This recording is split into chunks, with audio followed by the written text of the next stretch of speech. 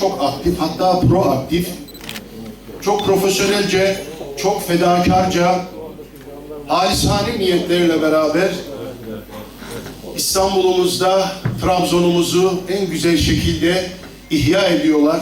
Tüm Trabzonlu insanlarımızı görüşü, siyasi görüşü, farklı bir takım dünya görüşleri ne olursa olsun birbirini sevmeye, birbirini bu noktada bağrına basmaya mahkum olan Trabzonlular olarak hakikaten çok önemli çalışmalarda bulunuyor. Hızına yetişemiyoruz tabiri caizse. Bizler de tabii geçen dönem birinci bölgede Anadolu yakasında halkımızın özellikle İstanbul'umuzda Trabzonlu, Karadenizli hemşehrilerimizin destekleriyle milletvekili seçildik. Allah nasip etti. Bu dönem ikinci bölgeye geldik. Arkadaşlar orada latife olsun diye söylüyorlar. Bir daha dönem üçüncü bölge.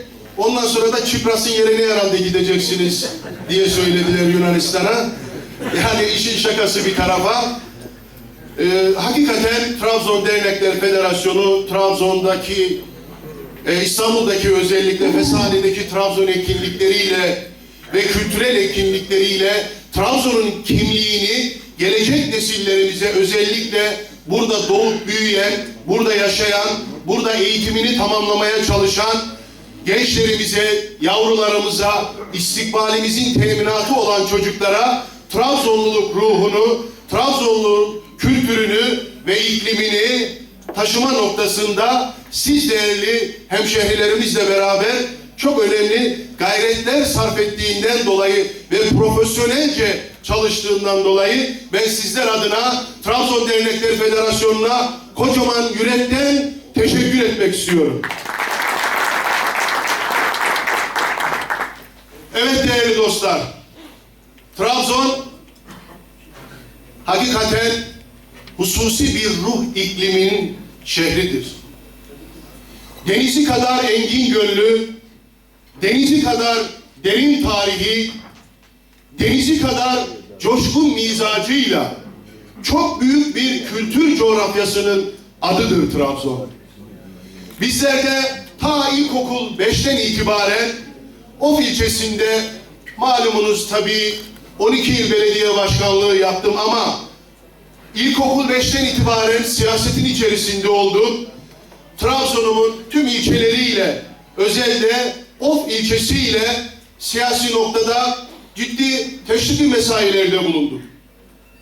Trabzon ve Trabzon insanı bizi buralara, Marmara'ya, İstanbul'a taşıdı. Sizlere çok şeyler borçluyuz. Hakikaten Trabzon Türkiye'nin çimentosudur. Türkiye üzerinde kim olursa olsun oynanan oyunlara dik duruşuyla, anlı ak duruşuyla ve birbirine kenetlenmesiyle birlikte toprağının bir santimini dahi vermemek üzere şehadet şerbetini içmek suretiyle göğsünü siper eden bir şehrin adıdır Trabzon. Ve bize dediğim gibi değerli arkadaşlar, değerli büyüklerim, elbette bir takım görüş farklılıklarımız var. Elbette çeşitli siyasi partilerimize mensup çok değerli arkadaşlarımız, dostlarımız var. Ama biz bir olmaya, birlik olmaya, hep birlikte Trabzonlu olmaya ve Trabzon'un da adını sadece Türkiye'ye değil, tüm dünyaya genlerindeki adamlığıyla birlikte vermeye mecburuz. Çünkü biz Trabzonluyuz. Bize yakışan da budur. Bu olmalıdır.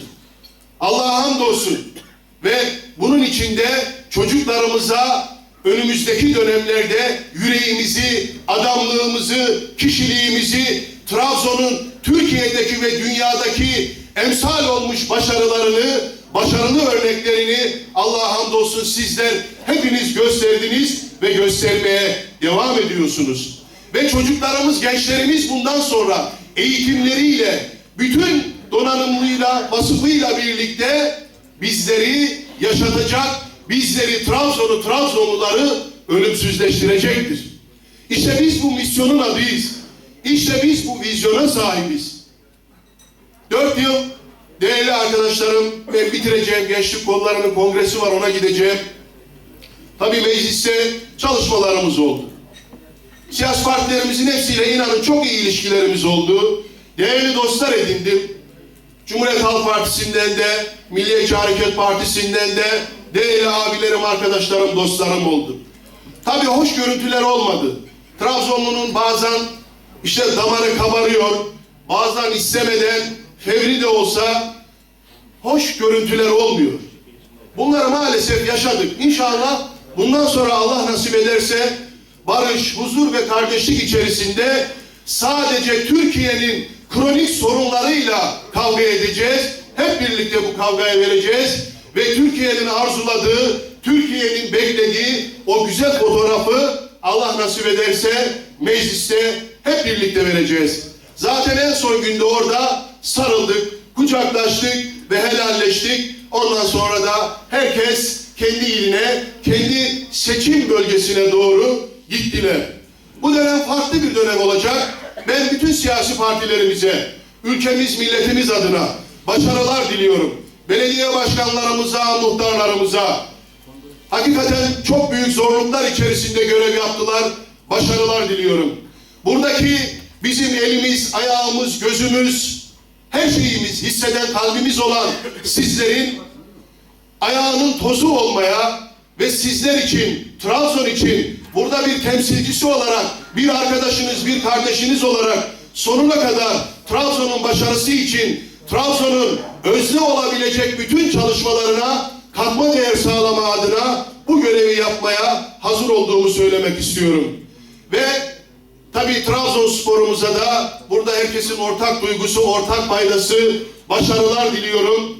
İnşallah çok yakın bir zamanda o en son 83-84 yılındaki şampiyonluğunu özellikle genç kuşaklarımız çok hasretle ve hararetle bekliyorlar.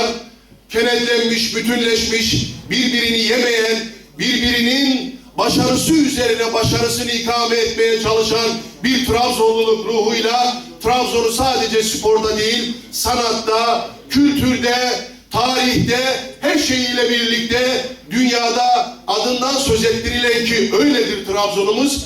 Hep birlikte bu ruhu yakalayıp bu ruhla beraber Trabzon'umuzu gerçekten layık olduğu yerlere ulaştıracağız.